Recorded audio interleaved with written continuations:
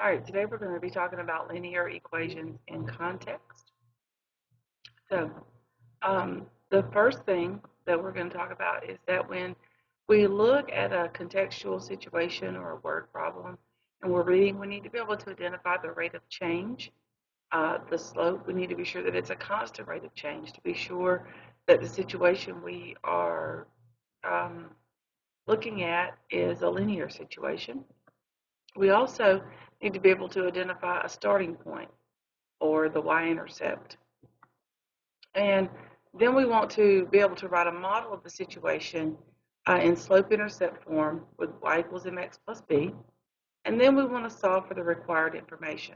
So let's look at our first context. Here we have Lynn tracking her plant's growth. Today the plant's 5 centimeters tall. The plant grows at 1.5 centimeters a day. We want to write a model for the growth and determine how tall it will be in 20 days. So let's look at what's important in this situation first. So here we have highlighted a few things to pick out what's really the important information for all that's there. And we want to start making a table just to kind of organize what's going on. So we're going to notice that today the plant is 5 centimeters tall. So day 0, before any growth has occurred, that plant is 5 centimeters tall. We're going to record that in our table. All right. And then the problem also tells us that this plant is going to grow 1.5 centimeters a day.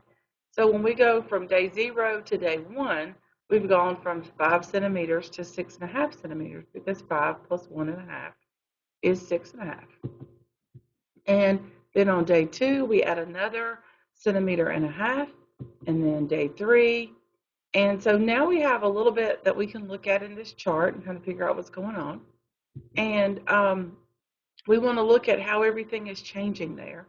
And if we look at how the height is changing and how the days are changing, we should see that information from our table is what the height is going up by 1.5 every time the day goes up by 1. That comes from that 1.5 centimeters per day. Now we need to think about our slope-intercept form of the equation, y equals mx plus b. In order to write an equation here, we need to think about what x and y are in the context of this problem. Well, the way we set it up in our chart, because the days are what we're choosing, they're the independent variable. The height is what we're measuring, it's the dependent variable. So we have the height is equal to m times the days plus b, or the height is equal to the slope times the days plus b. If we look at our table over there, we can identify our y-intercept as b. We can also see in red what our slope is, or our rate of change is the 1.5 centimeters per day. So now we have height is equal to 1.5d plus 5. The 1.5 coming from the rate of change and the 5 coming from the initial height. Now we can solve for how tall the plant will be in 20 days. We're just going to substitute 20 in for d and then evaluate there. So we've got the height is equal to 1.5 times 20 plus 5, and then the 1.5 times 20 is 30, and 30 plus 5 is 35. Now, this tells us that the height of the plant after 20 days is 35 centimeters. All right, so we've survived one. Let's look at another. Here it says you recently purchased a Peach Pass to make your commute to work easier. You added $150 to your card. You spend $225 each week traveling the express lanes to work. How many weeks will your card last before you have to add more money to it? Well, important information. We added on $150 to that card, and we're going to spend $2.25 each week. Again, the weeks are the part that we control. They're the independent variable here. The amount left on the card is what depends upon, or is the dependent variable for how many weeks we've used the card. All right, so we're going to start at 0 weeks. We have $150. This is before we've spent any money off the card. We added $150 to the card, so 0 is $150. Now, week 1, after week 1 has passed, we only have $147.75 because we've spent $2.25 and we spend that each week. Week 2 and 3, we carry that on down. And so week 2, we have 145.50. Week 3, we have 143.25. Now, if we went on like this to figure out when this card would run out of money, we would have to have quite a large chart. So let's think about another way to model this situation. We have y equals mx plus b. And for y equals mx plus b, we need our slope and our rate of change. So we can easily see the amount on the card is our y variable and the weeks are our x variable. And if we look at the rate of change there, notice that the amount on the card has a negative 225 because we're spending that money each week. So the amount on the card is decreasing as the weeks are increasing. That means we have a negative slope.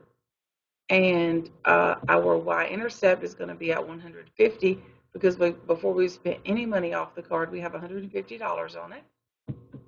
We substitute those values in, and we see that the amount on the card is equal to negative 225 times the number of weeks plus 150.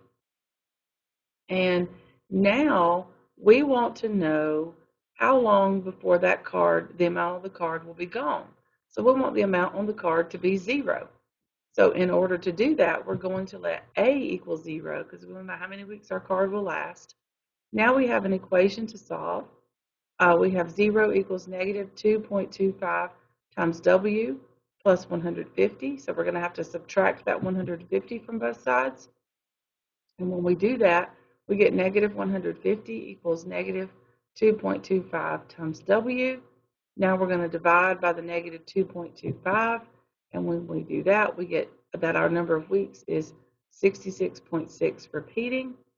And that tells us that the card will only last 66 weeks. After that, we will have to add money to it because we won't have enough money to spend for another week.